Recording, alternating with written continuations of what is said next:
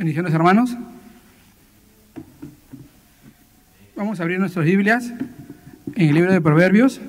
¿Qué capítulo? 28. Se han adelantado algunos ya. Están terminando. Proverbios 8, ¿qué verso? El Ministerio de Jóvenes dice que va a haber un premio que responde.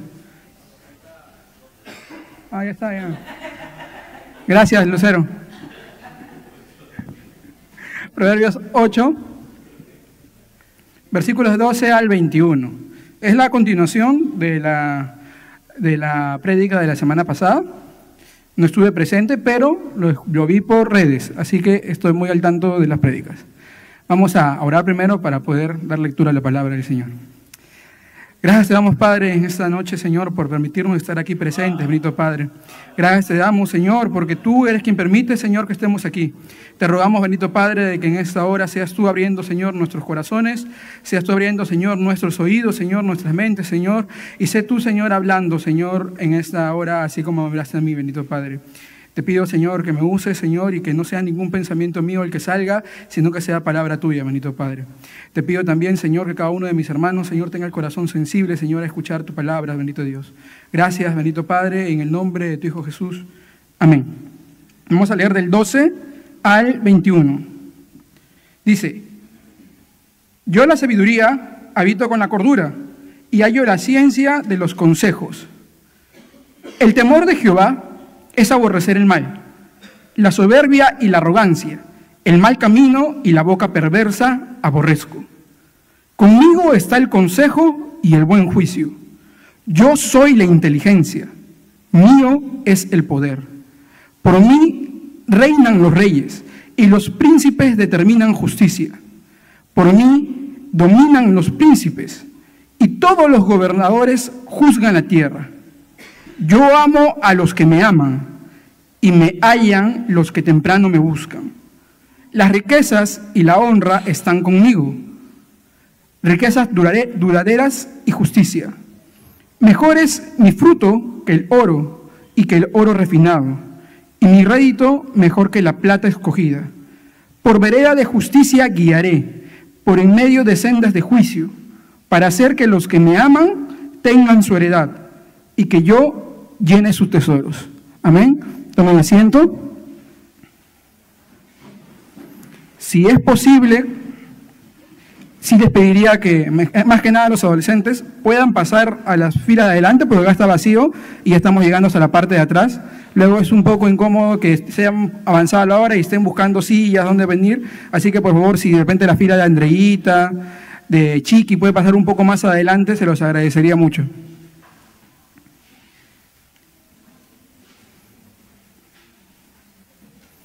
Disculpen si no los puedo ver bien, tengo semanas que no duermo bien, se nota en mis ojos, creo.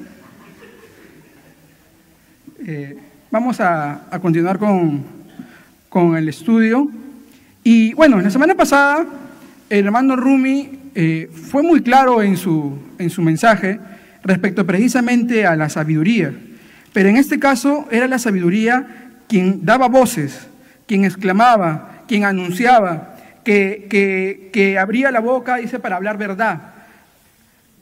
Pero a partir del verso 12 da un giro en el sentido de que ya no habla de tú, ¿no? Si vamos a ver,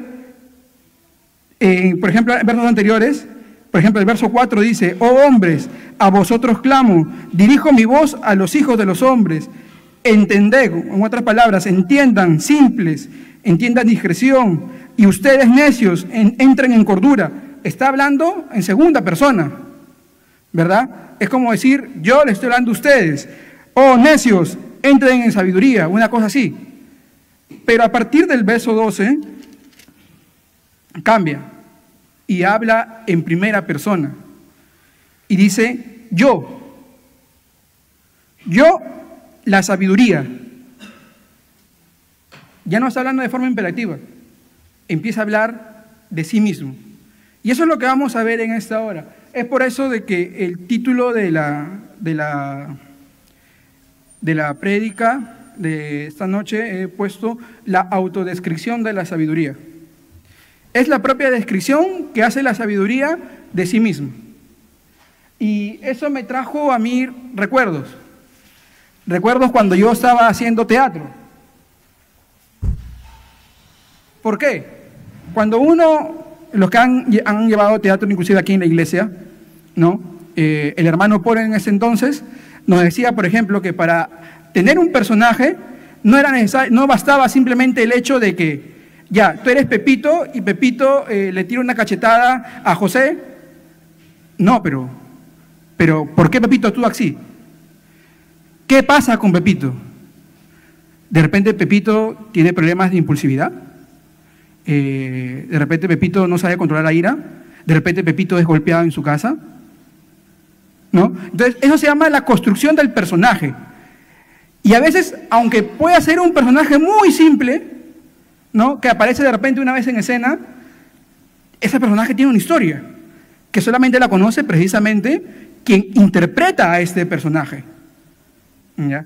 Entonces, más o menos de repente ahí creo que Jordan, Misael, ¿no? Meili van recordando un poco cuando estuvimos en teatro, ¿no? Entonces, se va creando una historia de acuerdo a este personaje, para poder entenderlo, para poder saber por qué este personaje actúa de esta manera, por qué este personaje es así, por qué tiene esas características. Este personaje cojea, ¿por qué cojea? ¿Se dobló el pie? ¿Es de nacimiento? ¿Le atropelló un carro? Algo ha pasado, ¿no? ¿Por qué este personaje reacciona así? ¿Por qué tiene un guiño? ¿Por qué mueve el ojo? ¿Es porque es muy coqueto? No. Entonces, algo así. Y para poder construir el personaje, se da una serie de preguntas. Se hace una serie de preguntas al personaje. Imaginemos que el personaje es Benjamín. ¿Quién es Benjamín? Lo primero que ustedes van a pensar es, ¿cuánto pesa Benjamín? ¿Qué le gusta a Benjamín? ¿Con quién está casado Benjamín? ¿Tiene hijos o no tiene hijos? ¿En qué trabaja? ¿Cuánto gana? ¿Quiénes son sus amigos? ¿Con quiénes anda? Entonces, respondiendo a todas esas preguntas, se va construyendo un personaje, ¿verdad? Y este texto me lo ha dejado muy fácil, porque las preguntas se responden solas. Yo no tengo que imaginar, solamente tengo que preguntar para que me den las respuestas, porque se está literalmente autodescribiendo. Si pueden ver sus Biblias, voy a citar al pastor Carlos, lean sus Biblias. Si ustedes pueden ver sus Biblias, lean del verso 12 al 21 y van a ver lo que les puedo hacer. Vamos a empezar con algunas preguntas. Luego Nicole va a pasar algunas hojitas, todavía no, porque quiero que estemos atentos. Lean porque voy a preguntar ahorita. Yo voy a hacer preguntas y ustedes me responden. Nico, ¿hay premios? ¿Sí? ¿Cuántos? A 2, muy bien. El que responde más... Los dos que respondan más van a tener premio. Disculpa por no avisar que iba a ser premio. Ya, primero, vamos a empezar a leer. La primera pregunta es, ¿quién soy? Del verso 12 al verso 21. ¿Quién soy? Del verso 12 al verso 21. ¿Quién soy? Que levante la mano así, ya. Primero Chiqui y luego aquí, Ángela. Solamente la sabiduría. Hermana, la sabiduría y la inteligencia, ¿ya? La hermana Noemí va ganando su premio. Primera pregunta. Segunda pregunta. ¿Con quién convivo? Ángela, fuerte por favor, estoy sordo ya. Mi hija me ha dejado sordo con los llantos. No, ¿con quién convivo? La pregunta es, ¿con quién convivo? O ¿con quién habito? Es lo mismo. Allá. Muy bien, con la cordura. Vayan sumando sus puntos, por favor, porque ya me olvido. Tercera pregunta. ¿Qué hallo? ¿Qué hallo? Chiqui, ¿Cómo, cómo? Ya. Citas textualmente. ¿Qué verso, Chiqui? A ver, porque puede ser que me haya equivocado.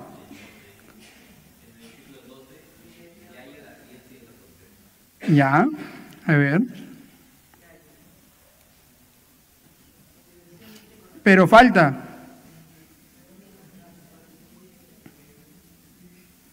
¿Qué hallo? Recuerden que las respuestas tienen que ser en base del 12 al 21.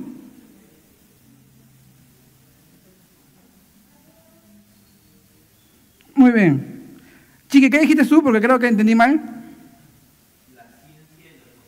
Está bien, sino que yo lo hice en otra versión, la inteligencia y el consejo. Está bien, está bien. Punto para Chiqui. Va 1, 1, 1. Si no, se reparten el premio.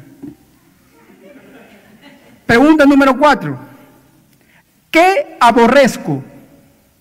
Respuestas en base del 12 al 21, por favor. A ver. ¿Ya? Falta uno más. Pero levante la mano, levante la mano. Ya, Emily, ya. Vamos a ver. Emily tiene su punto. Se sigue repartiendo el premio. Si no, se la rigen. Muy bien. ¿Quiénes andan conmigo? Muy bien. No. A ver. Muy bien, pero faltan, porque recuerden que la respuesta es del 12 al 21. ¿Quiénes andan conmigo? Chiqui, a ver, te puedes ganar el premio, ¿ya?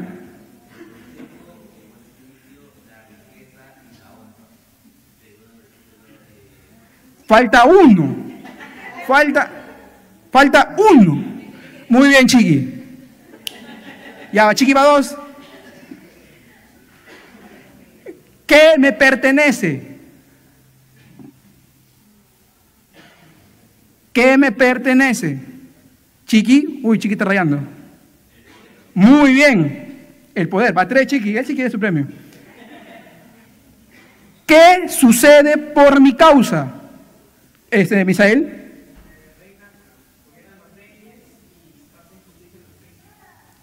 ¿Qué más?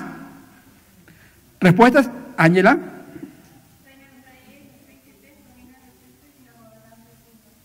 Muy bien, está bien. Ángela va 2 también ya. A ver. Disculpen, estoy es medio ciego ya. ¿A quién amo? Uno por uno. Orden. Emily, levanta la mano primero. Muy bien. Va 2 también, ahí se reparten. ¿Quiénes? Ah, no, solamente la primera, porque la siguiente pregunta es: ¿quiénes me hallan? Ángela. Muy bien, van 3. Chiqui y Ángela van los premios de ahorita. ¿Cómo son mis frutos? Chiqui. ¿Qué más? Muy bien. Ya. Faltan 2 preguntas. ¿Por dónde guío? Ángela. Muy bien. La última pregunta, porque Chiqui y Ángela están empatados. Ese puede ser el desempate. ¿Qué sucede con los que me aman? Chiqui. Ya levantó la mano. ¿Ya?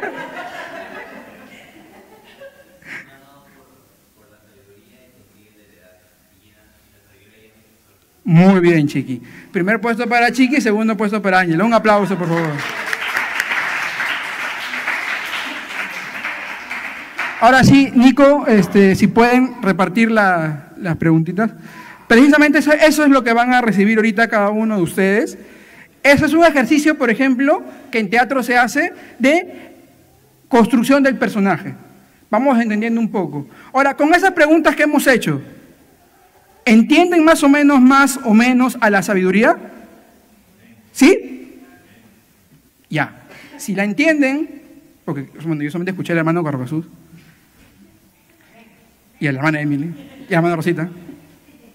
Si la entienden, ¿quién podría ser? ¿Quién podría ser? Eso yo no tiene premio, por si acaso. Pero igual respondan. Muy bien. Esta es la personificación de Cristo. Hemos hecho la autodescripción de Cristo. Ese es el personaje que hemos construido. Pero no ha sido necesario inventar nada. Solamente hemos preguntado al texto. Nada más. Hemos preguntado al texto y el texto ha respondido. Y las respuestas que el texto da nos exponen a Cristo. ¿Entienden? Vamos a ver entonces ahora sí, teniendo en cuenta de que este personaje descrito es Cristo, vamos a ir profundizando un poquito más. En el verso 12 nos dice: yo, la sabiduría, habito con la cordura y hallo ciencia de los consejos. Podemos cambiar y decir: yo, Cristo, yo la sabiduría, habito con la cordura. Pero aquí esta palabra cordura tiene una connotación de dos cosas que podrían ser de repente un poco contradictorias.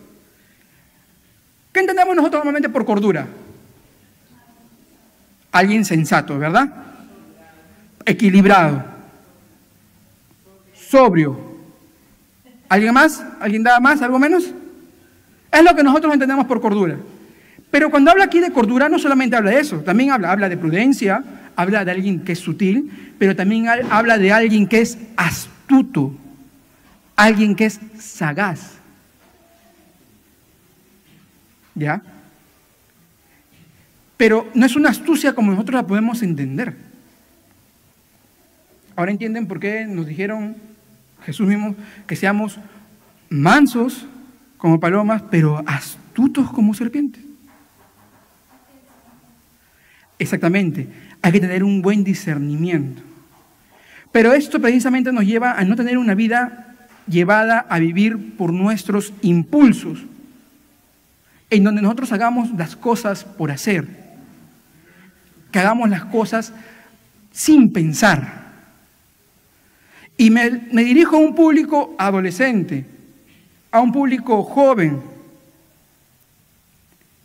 Yo trabajo con adolescentes y he tenido que capacitarme en esta área, y dice la ciencia o la psicología que los adolescentes no tienen la capacidad de medir las consecuencias, no porque no quieran, sino porque no pueden. Porque hay algo en la parte de atrás de tu cerebrito que no ha madurado aún. Y que recién madura en las mujeres entre los 21 a 22, 23 años y en los hombres en los 24 a 25 años. Entonces para ustedes esto es un reto. Porque yo ya soy viejo, ya voy cerca a los 30. Ya pasé esa etapa. Creo. ¿Quién tiene más de 25 aquí? Levante la mano.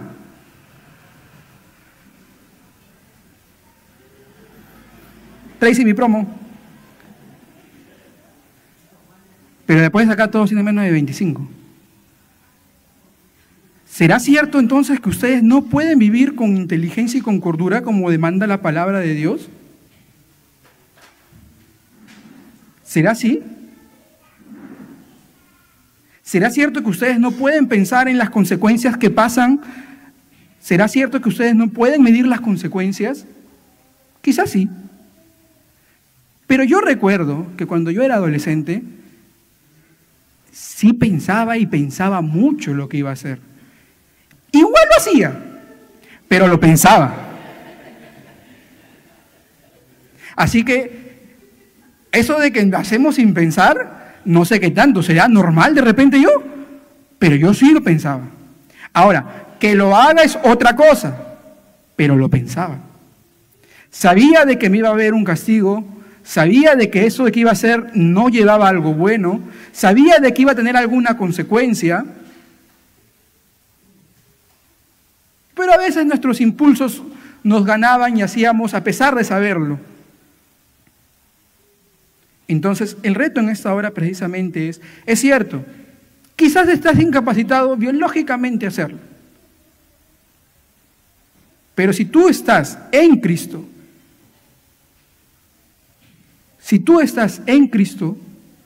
vas a poder no tener tu autocontrol, porque nosotros no tenemos autocontrol, la verdad. Aún seas adulto, no tienes autocontrol.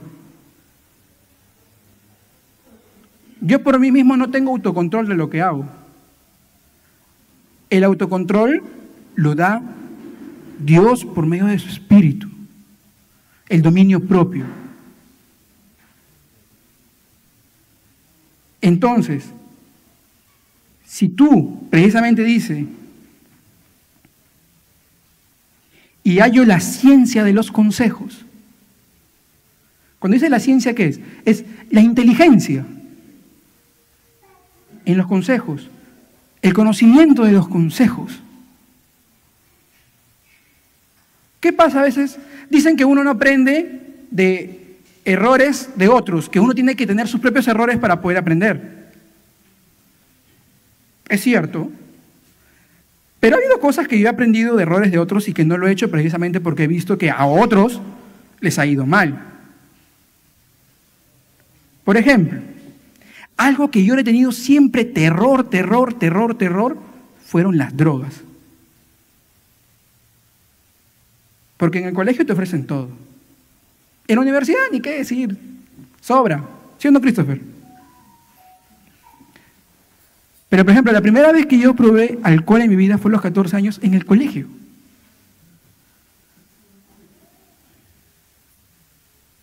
Pero algo que yo le tuve siempre terror fue a las drogas. Porque había visto cómo eso le hacía tanto daño a la gente y cómo podía arruinar la vida por completo de las personas. Entonces creo que sí se puede aprender de los errores de otros. No siendo tan extremistas. Ejemplo muy básico y muy simple que se utiliza mucho.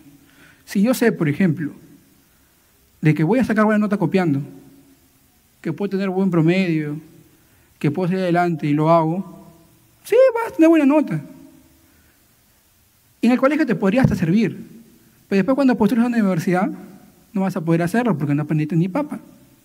Y estás llevando una carrera en la universidad, el día que entres al campo, el día que entres a trabajar, después vas a estar como el ingeniero que dijo, no se cayó, se desplomó.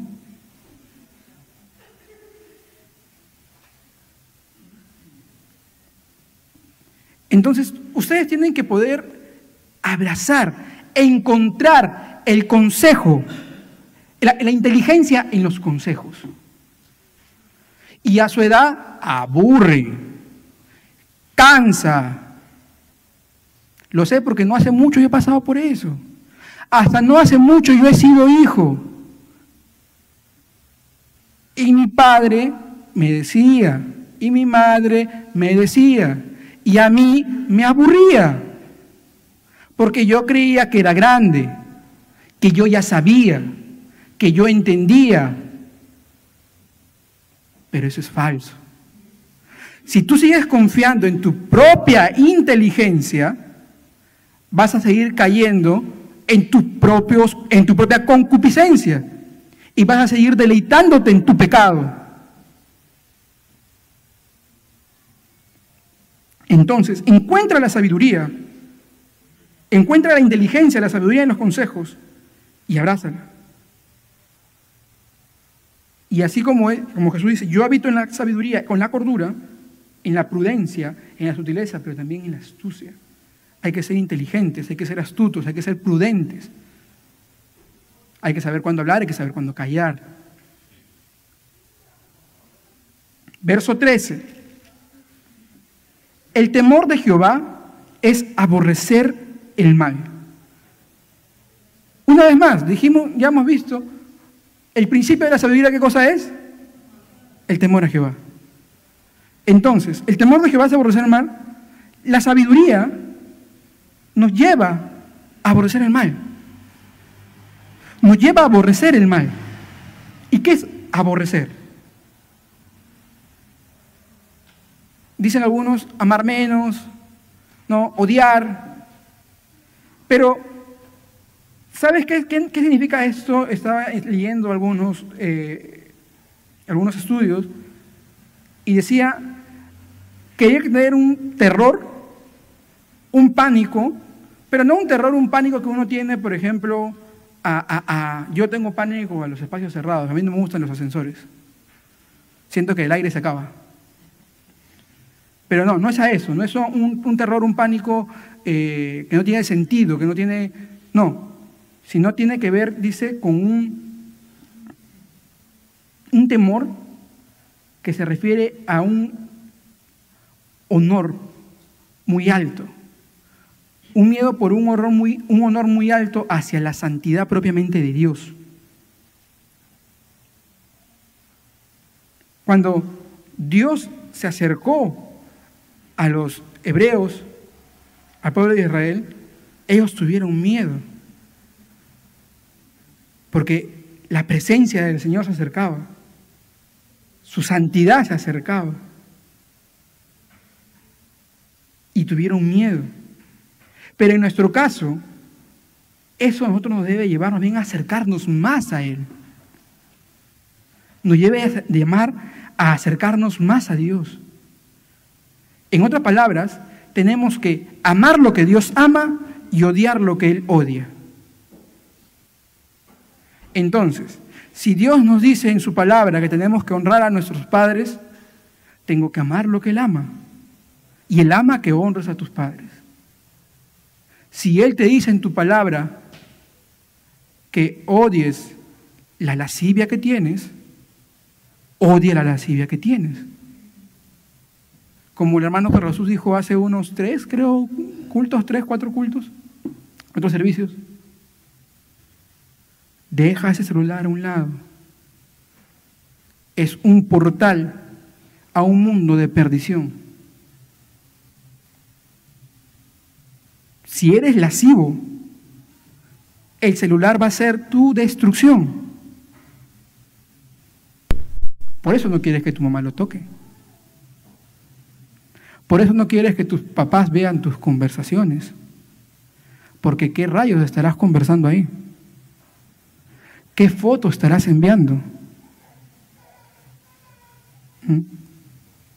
Ahora con tantas redes, yo me quedé en TikTok, pero ahora dice que hay Kit y no sé qué cosas más. ¿En qué página, en qué red social estarás metido? ¿Por qué? Por premios absurdos, por dinero, por bonificaciones, por seguidores, por vistas. A veces regalas hasta tu propio cuerpo.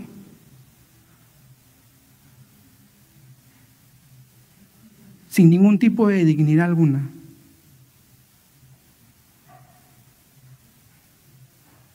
Odia lo que Dios odia y ama lo que Él ama. Pero eso solamente va a pasar si amas la sabiduría. Porque si no, ya hemos visto lo que hacen los necios. Se ha hablado bastante. Ya hemos visto lo que hace precisamente la mujer que engaña. El camino de la mujer inmoral. Entonces, ama la justicia.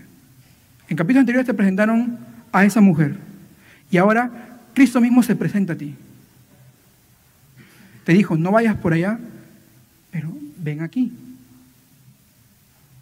Escoge conocimiento, encuentra la inteligencia en mis consejos. Ama lo que yo amo, odia lo que yo odio. La soberbia y la arrogancia, el mal camino y la boca perversa, eso aborrezco.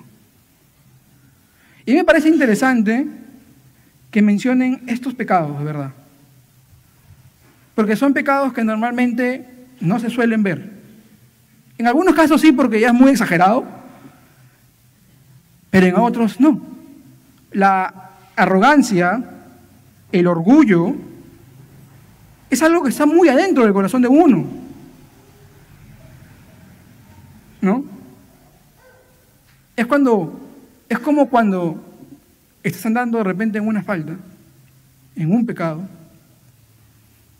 y tú, en el amor de Dios, lo llamas al orden. Y saca textos fuera de contexto para justificar su pecado. Y dice, pero si Dios me ha perdonado, ¿quiénes son ustedes para juzgarme? Eso es arrogancia.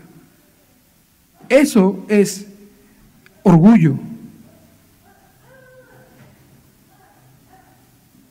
El orgulloso piensa que nadie puede decirle nada, que lo sabe todo, que está sobre todos. Por eso es un pecado que es tan grave. Es un pecado que es muy grave, porque el orgullo en realidad es el principio de la corrupción del hombre. El creer que puede ser igual que Dios. ¿Qué le dijo la serpiente a Eva? Serás igual que Dios. ¿Qué creyó Satanás? Que podía ser igual que Dios.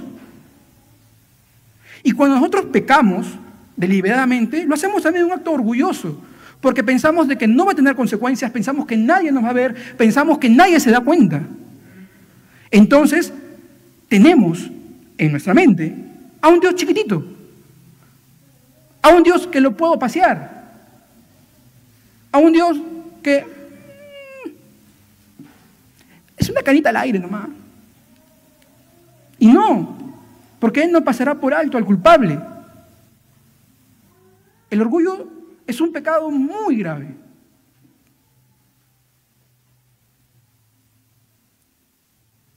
Dice la arrogancia, el mal camino y la boca perversa aborrezco. La boca perversa, la boca que injuria, que maldice a Dios, que esa boca que es una boca en la que solamente salen chismes, rumores destructores para destruir la vida de cualquier persona. Dios tenga misericordia de Magali. Porque eso vende. A la gente le encanta. No sé cuántos habrán pagado de repente sus 19 soles 90 para ver el matrimonio de Alejandra. Porque les encanta el chisme. Nos encanta el chisme. Pero a Dios lo aborrece. Dios lo aborrece. La lengua destruye.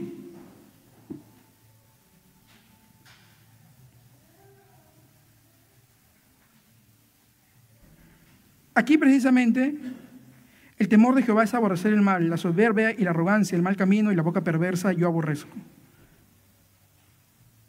Tiene que ver aquí con la idea. ¿Alguien puede leer 1 de Juan 1:9?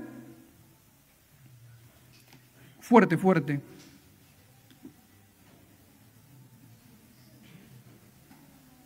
Primera de Juan 1:9. Sí.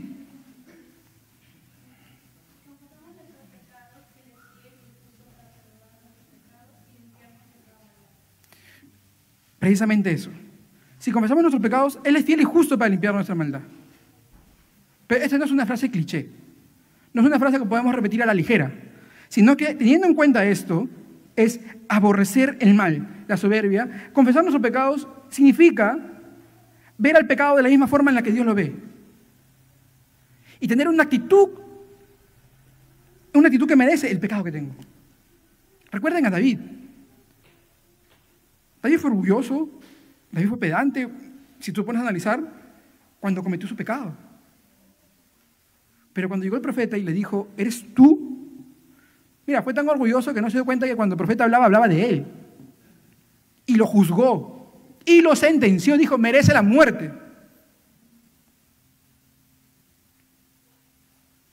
Y cuando dijo, ¿eres tú? David se arrepintió. Lloró, pero llorar es fácil. No es un llanto, no de derramo mis lágrimas porque me siento culpable. Es porque le dolió haber fallado a Dios. Es porque se dio cuenta de lo que había cometido. Pero a veces muchas veces nosotros, cuando pecamos, venimos a orar y le decimos simplemente, Señor, perdóname. Señor, perdona mis pecados. Señor, perdona mis faltas. Señor, tú sabes que soy débil, soy hombre. Esa no es la actitud que debemos tener ante Dios. Es literalmente decir y venir a suplicarle a Dios su perdón. Porque si ves el pecado de la forma en la que Él ve, te va a doler. Te va a traspasar el corazón.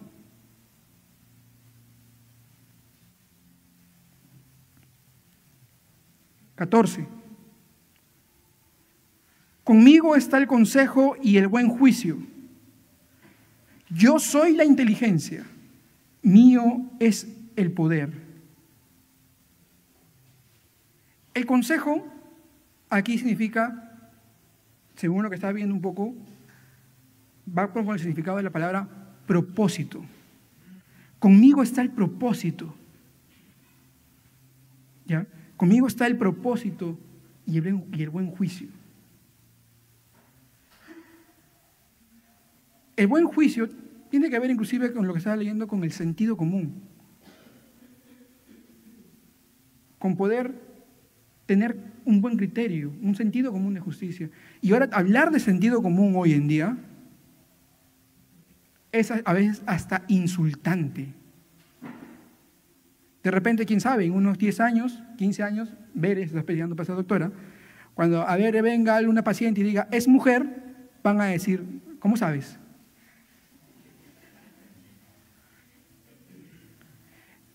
Acá da risa, pero en otros países ya no da risa. En Europa, en Canadá, ya no da risa. Te meten preso por orar porque es ofensivo. Conmigo está el consejo y el buen juicio. Conmigo está el propósito. La mujer que describía en los capítulos anteriores te iba a llevar a la destrucción. Quizás vas a tener una vida llena de placeres, vas a pensar que te estás divirtiendo, pero una vida con propósito a la cual fuiste llamado no va a tener. Nosotros hemos sido llamados, somos de hecho, dice, a imagen y semejanza de Dios. Y por lo mismo de que somos hechos imagen y semejanza de Dios, tenemos un vacío dentro de nosotros que solamente Dios lo puede llenar.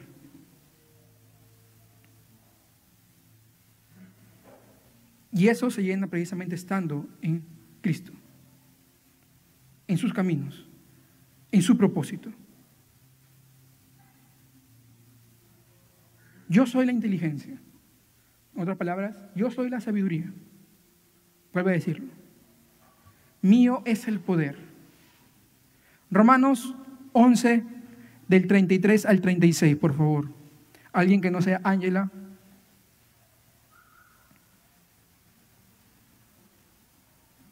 Hermano Emi. Sí, del 33 al 36.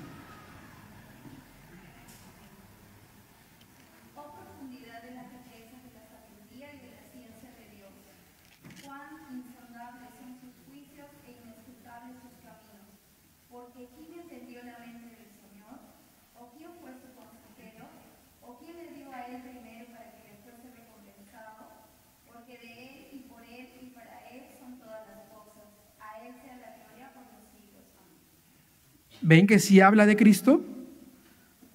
Dice, conmigo está el consejo y el buen juicio. Y en el texto nos dice, oh profundidad de la riqueza de la sabiduría y de la ciencia de Dios. Cuán insondables son sus juicios e inescrutables sus caminos. Porque ¿quién entendió la mente del Señor o quién fue su consejero? Y después dice, porque de Él, por Él y para Él son todas las cosas. Y esto es interesante para poder dar pie a los próximos dos versículos, el verso 15 y el verso 16, teniendo en cuenta Romanos. Porque dice, por mí reinan los reyes y los príncipes determinan justicia. Por mí los príncipes y todos los gobernadores juzgan la tierra. Y cuando dice por mí, ¿a quién se refiere? A Cristo. El Señor, en su soberana voluntad, ha permitido que todos los gobernantes que existieron, que existen y que existirán, sean puestos por Él. Buenos o malos. Dina no te representa, no importa, el Señor la puso. Saquen a Merino, esos 3 días que estuvo, 2 días, también el Señor lo puso.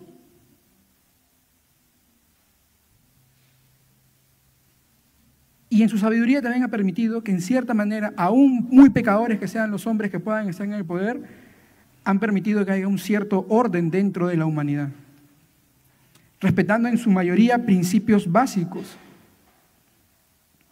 principios mínimos, para mantener un orden. Romanos 13:1 y Juan 19:10 y 11, por favor. A ver.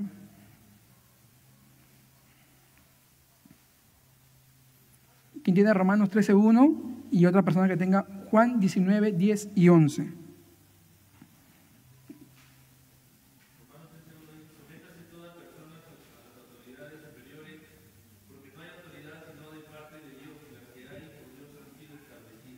Gracias, hermano. ¿Y Juan 19:10 y 11? ¿Misael, la tienes? 19. ¿O alguien? Ya.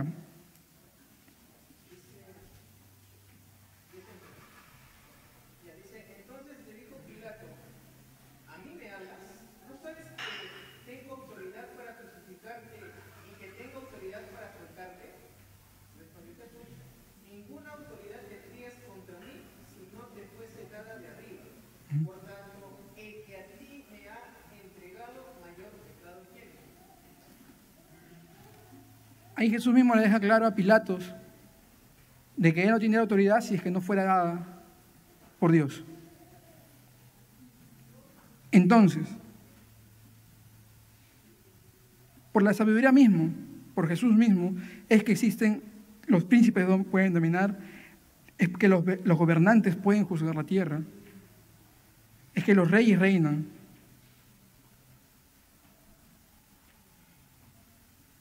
Y en el verso 17 dice: yo amo a los que me aman y me hallan los que temprano me buscan. Yo amo a los que me aman. ¿Qué quiere decir ello?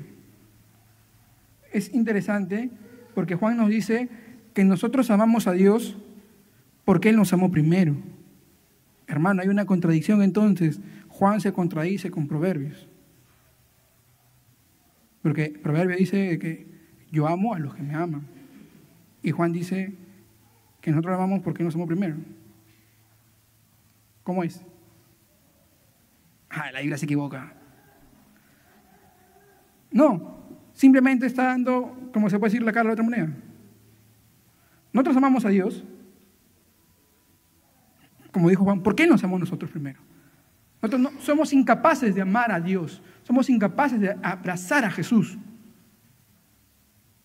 Pero como Él nos amó, nosotros podemos amarlo. Por eso Jesús dice: yo amo a los que me aman. Y podemos verlo precisamente en Juan 6:37.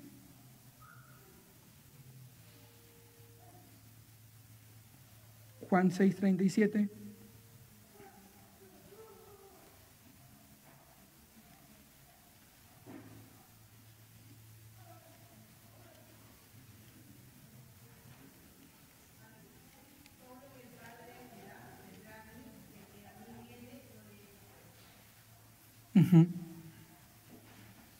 Si tú perteneces al Padre, si tú le fuiste dado al Hijo, entregado al Hijo, pues Él te ama.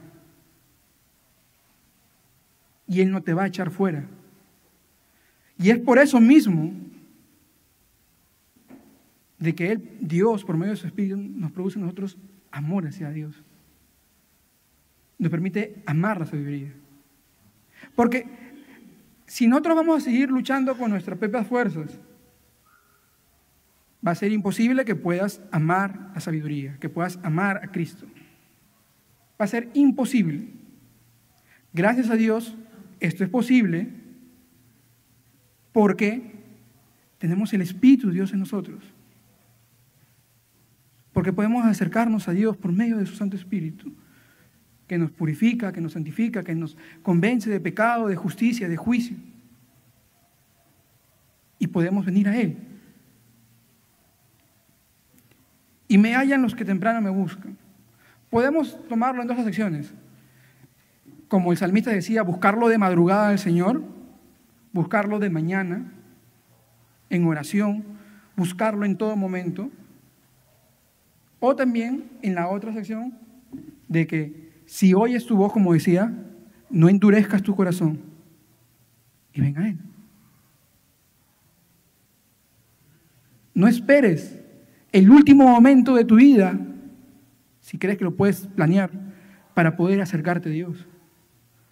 Si Dios te ha hablado, si Dios te habla, si Dios te dice que vengas a Él, si Él te dice que te arrepientas de tus pecados, si Él te dice que tienes una oportunidad con Él, que Él te va a perdonar, que Él te va a restaurar, que Él te va a dar la vida eterna junto con Él,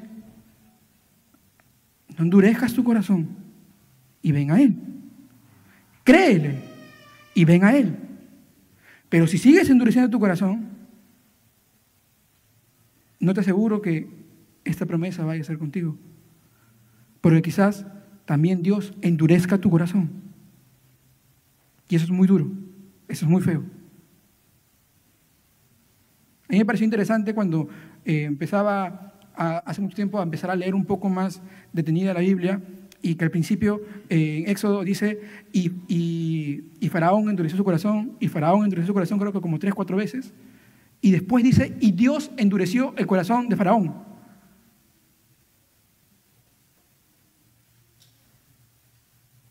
No llegues al nivel que Dios endurezca tu corazón. Las puertas están abiertas. Ejemplo, por ejemplo, la casa de Noé. 100 años predicando, pero una vez que se cerraron, nadie pudo entrar. No esperes que llegue el momento en que quieras entrar y ya no se pueda y que esa puerta no se abra. 18. Las riquezas y la honra están conmigo. Riquezas duraderas y justicia. Mejor es mi fruto que el oro y que el oro refinado, y mi rédito mejor que la plata escogida. No está hablando aquí de riquezas materiales necesariamente, aunque si hablamos de riquezas materiales tampoco es que sea mal. Precisamente escuchaba la semana pasada lo que Rumi decía. El problema no son las riquezas, y Jesús lo dejó en claro. El problema es dónde está tu corazón. Porque si vemos muchos personajes de la Biblia bíblicos, fueron ricos. Abraham, el padre de la fe, fue un hombre muy rico. Job fue muy rico. Jacob, haciendo trampa, fue muy rico. Entonces, no significa que las riquezas en sí sean malas, sino en dónde están tus riquezas. Jesús nos enseñó a nosotros a poner nuestros tesoros en un lugar donde no se va a devaluar, en un lugar donde no va a haber el incremento del dólar y tu moneda se va a caer, en que un día Donald Trump se vuelve loco y cierra los mercados y todos tus ahorros que estaban en dólares caen. No tiene que ver con eso. Los tesoros que el Señor nos habla son espirituales, son eternos. Los tesoros que Él nos habla precisamente es riquezas espirituales. La justicia, los atributos de Dios en tu vida. La vida eterna con Él. Mis riquezas duraderas y justicia. Su justicia es eterna, es verdadera, es duradera. No es una justicia que se corrompe, como aquí, que tú puedes pagarle y sobornarlo. No. Eso no pasa con Él. Mejor es mi fruto que el oro. Y sabemos que el oro es el metal más preciado, es el metal más precioso, el más caro siempre, en todas las culturas. ¿Por qué? No lo sé, pero es preciado. Todas las culturas siempre. No sé si hubo una conexión entre los incas pero los incas tenían oro y también lo apreciaban mucho, y al otro lado del mundo cuando llegaron también. Pero más valioso que el propio oro y que el oro fino, dice, son sus frutos. Son sus frutos. ¿Y de qué frutos está hablando?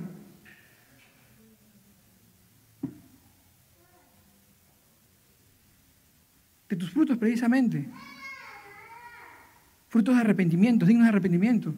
Los dones de Dios que puedan ir pasando en tu vida. Precisamente el aprender a confiar en Dios son frutos espirituales. Mi rédito, mi ganancia, la ganancia que Él da es mejor que el de la plata. Es mejor que tener una cuenta en el banco de 15 millones. Yo siempre de niño decía, ¿cómo no me gano la tinga?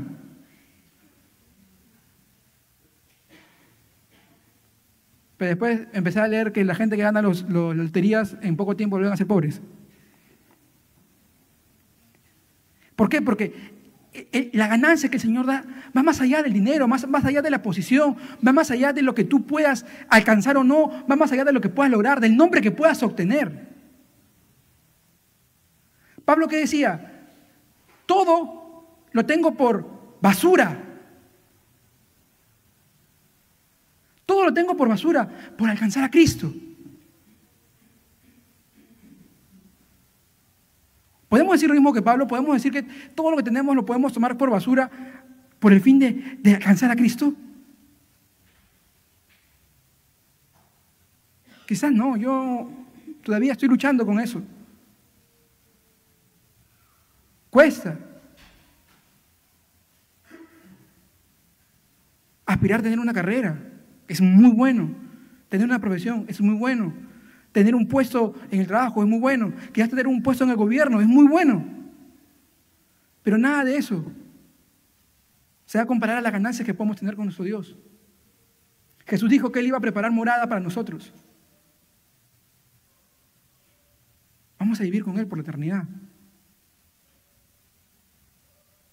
¿Sabes lo que significa eso de verdad? ¿Sabes lo que significa que vas a estar eternamente con tu Creador? ¿Sabes lo que significa estar eternamente con tu Dios? Por la eternidad.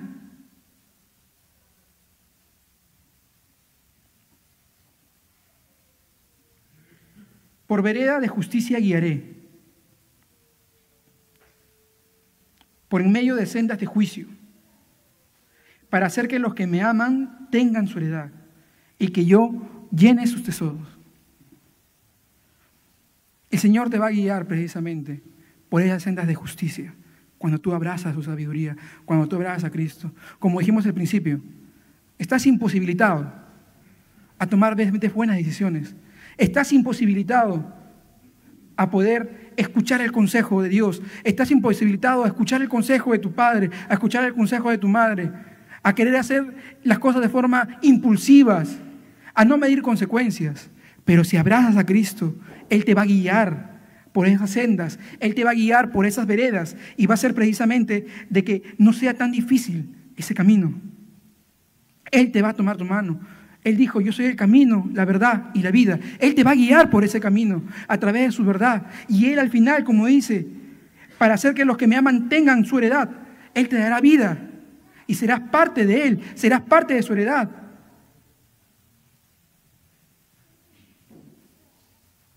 Y que yo llene sus tesoros. Cierra esa parte. Él quiere llenar tu tesoro. ¿Cuál es tu tesoro? ¿Qué es lo que te llena? ¿Qué es lo que más te gusta? ¿Tu pareja? ¿Tu estudio? ¿Tus compañeros de universidad? ¿Tu trabajo? ¿El trabajo que tanto le oraste a Dios? ¿Te llena eso? El Señor quiere llenarte, quiere llenar tus tesoros. Pero una vez más, es necesario retroceder. Para que eso suceda, es necesario abrazar a Cristo, amar lo que Él ama, odiar lo que Él odia, confesar nuestros pecados, venir a Él con un temor reverente hacia su santidad.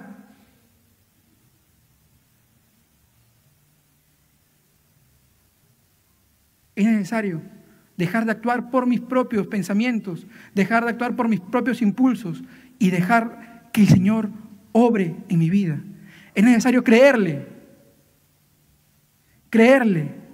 en fe de que eres su hijo y que Él está contigo y que Él no te va a dejar y que Él te va a ayudar a dejar ese pecado con el que estás luchando, que Él te va a dar propósito, porque vas a estar en su camino, vas a tener propósito. Hoy hemos visto a la descripción de la sabiduría. Hemos conocido a Cristo. Si has podido entender quién es Él y ahora también a través de Él, quién eres tú, acércate a Él en fe y pídele perdón. Que su sabiduría y su consejo va a llenar precisamente los vacíos de tu corazón, tu alma, y Él va a restaurar tu vida por completo. Él va a tomar precisamente ese carácter impulsivo que tenemos los adolescentes, los jóvenes, para transformarlo y darle y guiarte por las sendas de justicia, de vida que Él te quiere llevar. Amén. Gracias, Señor, te damos por tu palabra. Gracias, Señor, porque tú, Señor, me has hablado en esta semana, Señor, en el estudio. Gracias, Señor bendito, porque tú sigues hablando, bendito Dios, y que tú quieres, Señor, que vengamos ante ti, bendito Padre, con un corazón sincero, Señor, con un corazón arrepentido, bendito Dios, que tú quieres, bendito Dios, que creamos en ti, Señor, en tu Hijo, bendito Dios, con un corazón sincero, bendito Padre, y que tengamos la mirada que tú tienes, bendito Dios, ante las cosas, que no tapemos, Señor, nuestras faltas, nuestros pecados, y que llamemos a lo malo, malo, y a lo bueno, bueno, Señor, y que nos acerquemos a ti, Señor, de manera confiada, Señor, creyendo, Señor, de que tú eres fiel y justo para perdonarnos, bendito Padre. Gracias, Señor, porque tu gracia y tu misericordia, Señor, sobreabunda, Señor, en este tiempo, bendito Padre. En el nombre de tu Hijo Jesús, amén.